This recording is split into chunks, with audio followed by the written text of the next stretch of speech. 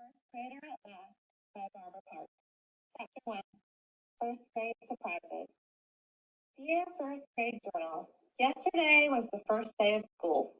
It's new here. Today my teacher handed out these journals. He's making us write in these dumb things.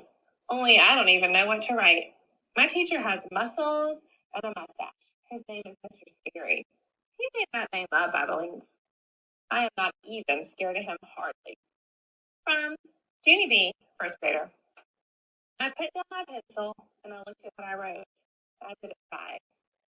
I would like to go home now, I said to just myself. Said a girl named May. I'm still trying to do my work. May sits next to me in the back of the room. I do not actually care for that girl. Just then, my teacher stood up at his desk. His mustache smiled real friendly. Okay, boys and girls, you can stop writing now, he said.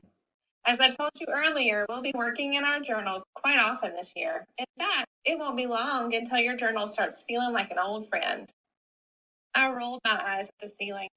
What kind of old friend looks like a dumb notebook? I said. Shh, said May again. You shouldn't talk while the teacher's talking, Junie Jones.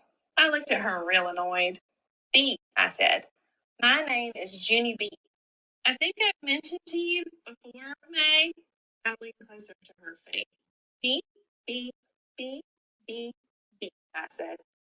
After that, I slumped in my seat. I put my head on my desk.